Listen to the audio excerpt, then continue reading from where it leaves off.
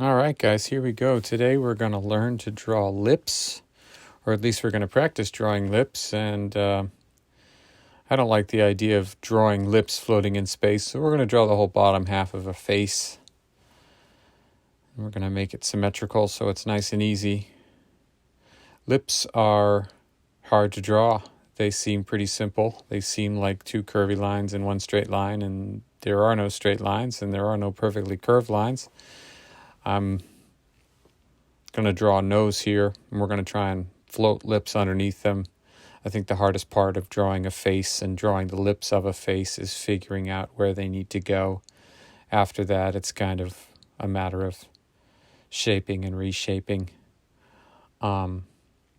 This drawing's exciting because this drawing I'm going to do entirely in pencil, and it's going to be less line work and more value work, except we're still starting out with line work, which is kind of how you have to do it. So we're going to find the upper lip, we're going to find the lower lip, and then we're going to start to shade them.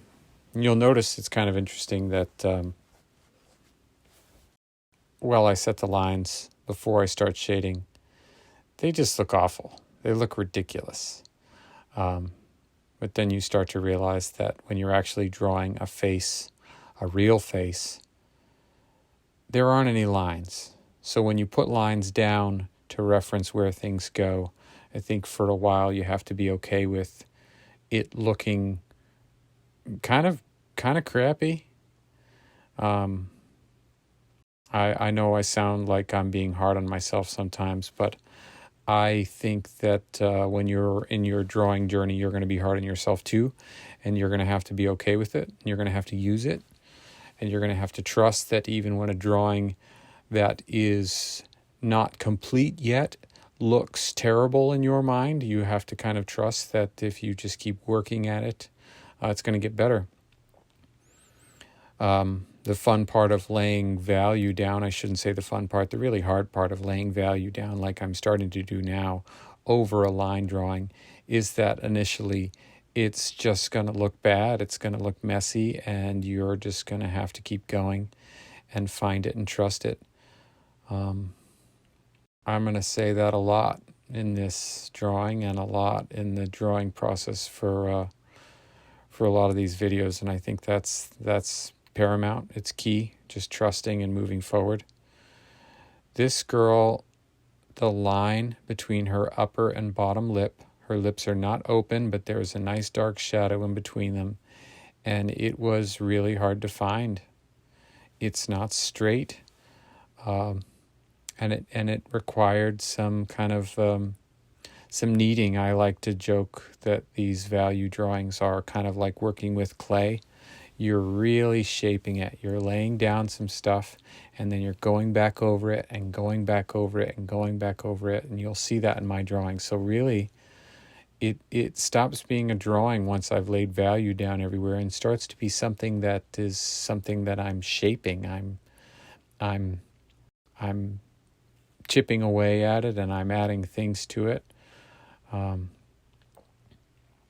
My favorite part about this drawing is she had a nice shadow on her bottom lip, below her bottom lip, and a nice shadow from the nose.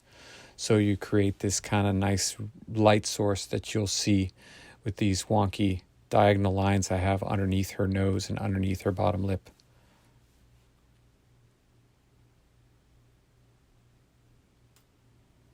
You have to be careful with these drawings.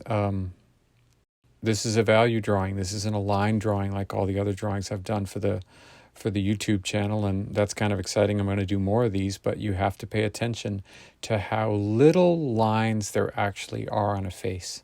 The line around her jaw is going to stay. The lines on the sides of her nostrils is going to stay. We're going to have a nice little line between her lips and under her bottom lip, but all of the rest of those lines are either guidelines that I'm just going to allow to exist because you're going to need to see them if you're drawing along, or they're going to fade into the value of the drawing, hopefully. Just like I erased that hard line just now under the shadow, and I'm going to kind of work with that line and try and make it nice and crisp, but I don't want it to actually look like a line. It needs to look like a shift in value.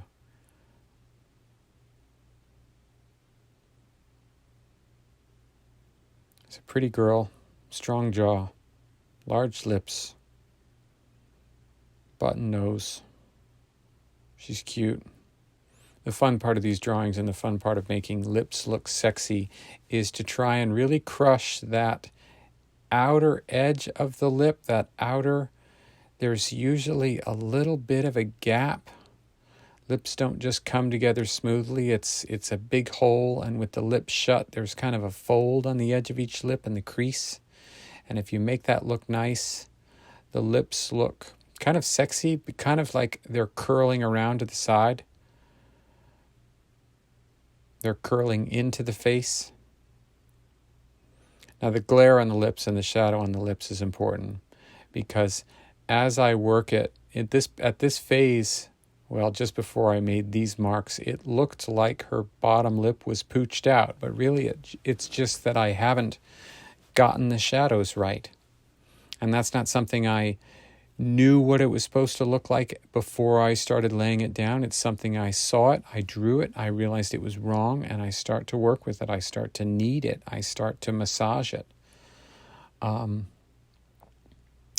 think that's probably something that beginner illustrators don't realize, is that I don't think most illustrators, even especially when you're drawing a real face or a real still life or a real figure study, you don't know where things are going to go. If you watch a pro do it, yeah, they're going to make it look easy because that's what professionals do with just about anything. But they don't know where it exists on the page until they find it. They don't know where the lines for her neck need to extend down from the jaw until I draw it and realize I got it right, or draw it and realize I got it wrong. And that's just going to have to be something you're okay with. I'm sure at a more advanced level, that kind of blends into the background and you start to execute really well. But the truth is, I've been drawing a long time and you find it. I drew the neck here. I couldn't see it, so I drew in the shadow to try and see it, and really all I did was make kind of a tactical error in the sense that the shadow was going to be a lot bigger, so now I've got these horrible kind of lines that I'm trying to erase and work into, but that's okay. This drawing is just an example. It was a fun little drawing. She's pretty. I like doing drawings like this. Part of the fun of drawing a beautiful person, or an interesting face, I should say, attractive or not, if they're interesting, you know you've done your job when the face on the paper is interesting. And the fun part is it doesn't have to be perfect. It doesn't have to exactly look like your subject. It just has to look interesting.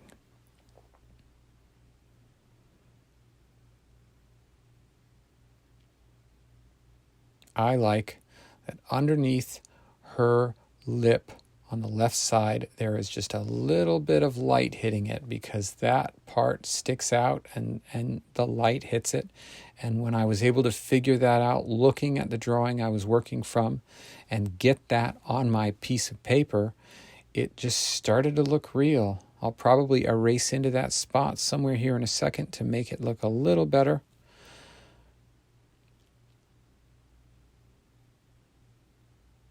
Also, unless someone's wearing a pretty heavy coat of lipstick, and most people aren't, you aren't going to get a really defined edge on lips. There is going to be a little bit of a fade into the skin tone.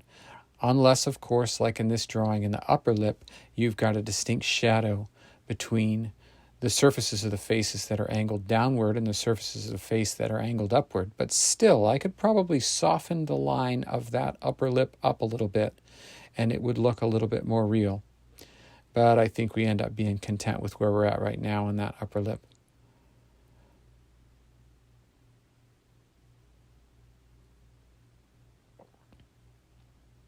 But it's a fun little drawing. A fun thing that makes it look nice and real is the half shadow on the bottom left chunk of her little button nose.